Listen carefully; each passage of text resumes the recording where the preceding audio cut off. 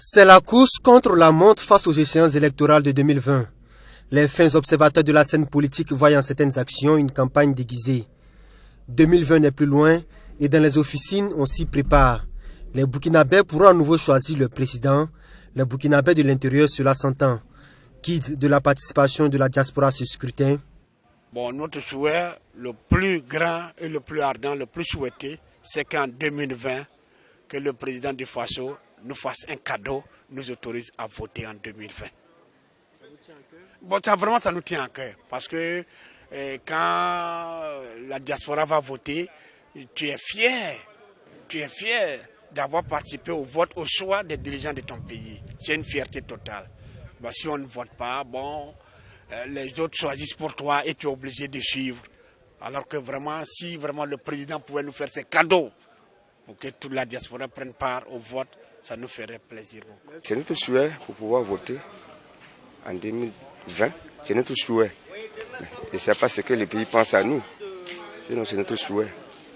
Parce que les autres pays derrière, il y a longtemps, les ressortissants votent en Côte d'Ivoire, mais nous, les Burkinabés, on n'a jamais eu cette occasion-là. Donc, c'est notre souhait. Depuis l'instauration de la démocratie au Burkina, les Burkinabés de l'extérieur n'ont jamais pris part au choix du président du Faso.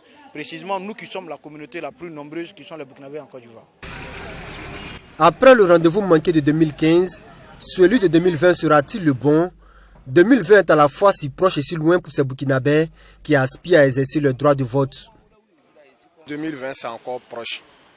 Oui, 2020, ça serait proche. Parce que je prends par exemple la Côte d'Ivoire.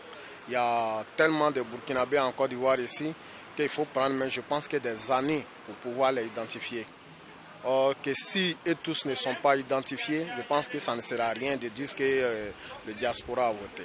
Depuis 2010, il y avait la commission de la CENI qui était venue ici.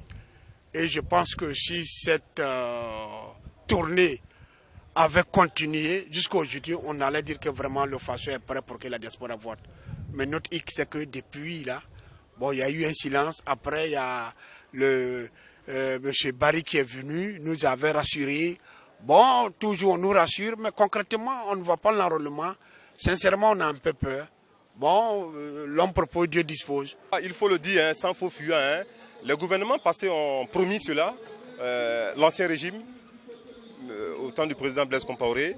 Ainsi, la transition est venue, ça a été bel et bien inscrit dans la charte à son article 22, mais cela n'a pas été respecté.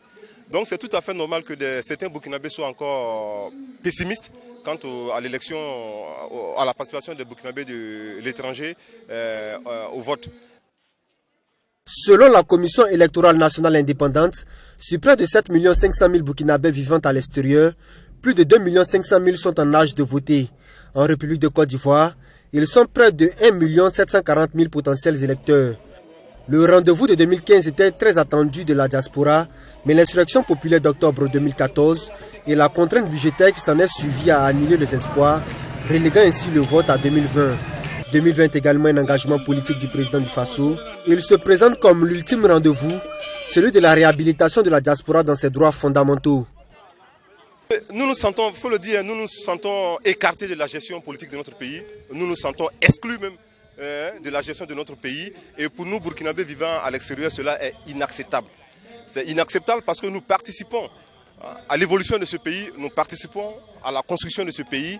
Mais quand il s'agit du choix du président du Faso, nous avons toujours été exclus de cela.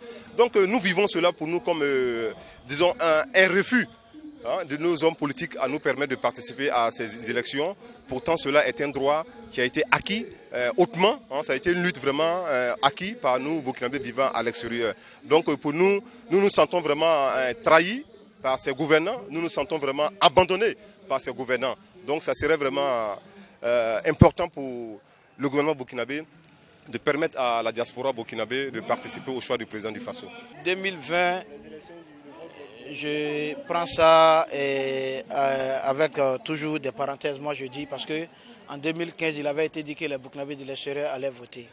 Et je croyais à 90% lorsqu'il y a eu un gouvernement de transition, je me disais que le gouvernement de transition est toujours un gouvernement neutre. Malheureusement, le gouvernement de transition a refusé de rentrer dans l'histoire. Voilà, parce qu'on nous dit que ça c'est coûteux, ça allait être difficile. Mais les Burkinabés de l'extérieur même n'attendent pas de quelque chose de facile. Et que les Burkinabés eux-mêmes, ceux qui résident au pays, il ne faudrait pas qu'on attende quelque chose de facile. Tout ce qu'on obtient facilement, on l'obtient facilement. Les élections, ça a un coût, c'est une organisation. Donc il ne faudrait pas qu'on s'attende à quelque chose de facile. Mais nous voulons être réhabilités. Nous voulons contribuer comme tout autre pays. Nous sommes en Côte d'Ivoire ici, les autres pays de la CEDEAO prennent part au choix de leur président. Mais nous qui sommes la communauté la plus nombreuse ici, nous on ne prend pas part. Nous on ne prend pas part. Donc aujourd'hui le président du Faso nous l'a promis. On attend de voir, mais nous travaillons à ce que cela soit effectif.